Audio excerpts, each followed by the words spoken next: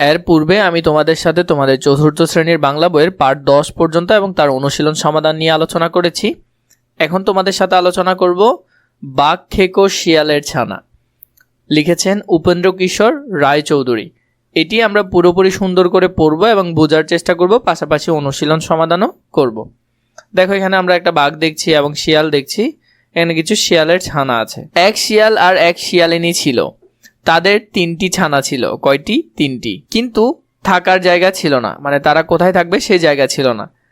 তারা ভাবলো ছানাগুলোকে এখন কোথায় রাখি। একটা গর্ত না হলে তো এরা বৃষ্টিতে ভিজে মারা যাবে। তখন তারা অনেক খুঁজে একটা গর্ত বের করলো, কিন্তু গর্তের চারধারে দেখলো খালি বাঘের পায়ের দাগ। কারণ যে গর্তের মধ্যে গেল সেখানে বাঘ থাকে, বা এটা বাঘের গর্ত ছিল। তা দেখে শিয়ালিনী বলল, ওগো, এটা যে বাঘের গর্ত, এর ভিতরে কি করে থাকবো? শিয়াল বলল, এত খুঁজেও তো আর গর্ত পাওয়া গেল না, এখানেই থাকতে হবে। শিয়ালিনী বলল, বাঘ যদি আসে তখন কি হবে?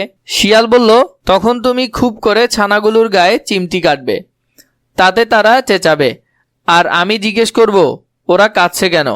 তখন তুমি বলবে ওরা বাঘ খেতে চায়। তা শুনে শিয়ালিনী বলল, বুঝেছি, আচ্ছা বেশ। বলেই সে খুব খুশি হয়ে গর্তের ভিতরে ঢুকলো। তখন থেকে তারা সেই গর্তের ভিতরেই থাকে। এমনি করে কিছুদিন যায়। শেষ একদিন তারা দেখলো যে ওই বাঘ আসছে। অমনি শিয়ালিনী তার ছানাগুলোকে ধরে খুব চিমটি কাটতে লাগলো। তখন ছানাগুলো চেঁচাতে শুরু করলো। শিয়াল তখন খুব মোটা আর বিশ্রী গলায় সুর করে জিজ্ঞেস করলো, খোকারা কাঁদছে কেন? শিয়ালিনী তেমনি বিশ্রী সুরে বলল, ওরা বাঘ খেতে চায়, তাই কাঁদছে। বাঘ তার গর্তের দিকে আসছিল।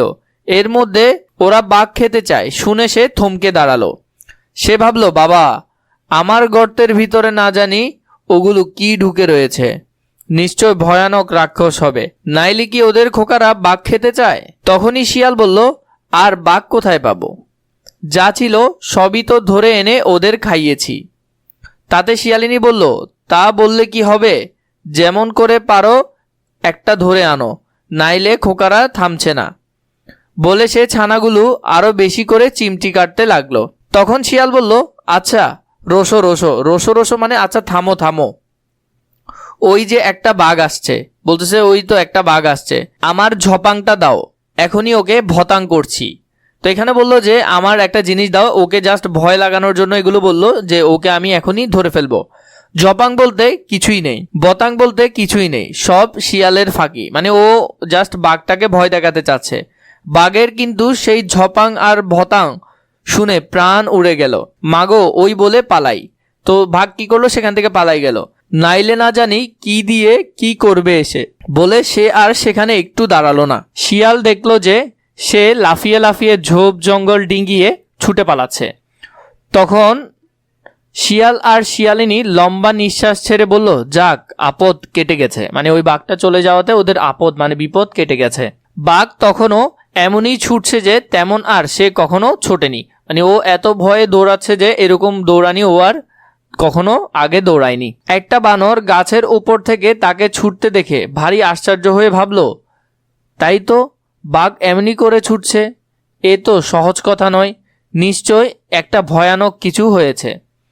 সে ভেবে সে বাঘকে ডেকে জিজ্ঞেস করলো, বাঘ ভাই, কি হয়েছে?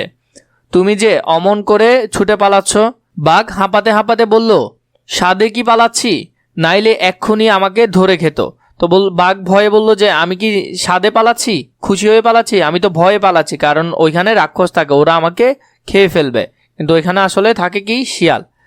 বানর বলল, তোমাকে ধরে খায় এমন কোনো জানোয়ারের কথা তো আমি জানি না, ও কথা আমার বিশ্বাস হচ্ছে না। বাঘ বলল, সেখানে থাকতে বাবু তবে দেখতাম, দূর থেকে এমনি করে সকলেই বলতে পারে, মানে দূর থেকে তো তুমি বলতে পারতেছো, কিন্তু ওইখানে থাকলে দেখতাম তোমার কি হয়।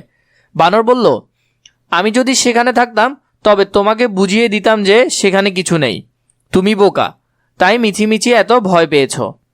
এ কথায় বাঘের ভারী রাগ হলো। সে বলল, বটে, আমি বোকা, আর তোমার বুঝি ঢের বুদ্ধি, চলো তো একবার সেখানে যাই।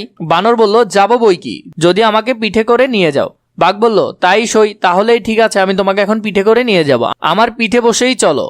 এই বলে সে বানরকে পিঠে করে আবার গর্তের দিকে ফিরে চলল। শিয়াল আর শিয়ালিনী সবে ছানাদের শান্ত করে একটু বসেছে, আর অমনি বানরকে পিঠে করে বাঘ আবার আসছে। তখন শিয়ালিনী তাড়াতাড়ি ছুটে গিয়ে আবার ছানাগুলোকে চিমটি কাটতে লাগলো। ছানাগুলোও ভূতের মতো চেঁচাতে শুরু করলো।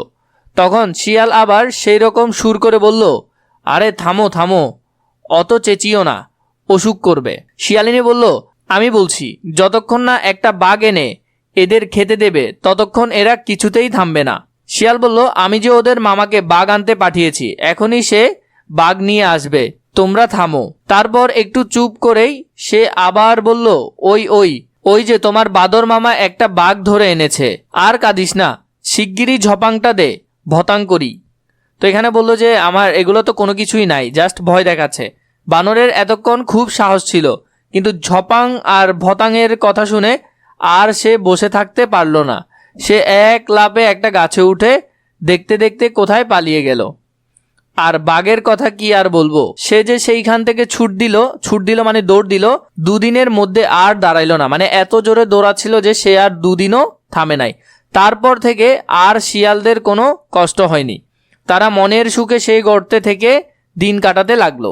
এরপর আমরা যদি শব্দার্থ জেনে নেই, এক্ষুনি, এখুনি বা এখনই, এখনই।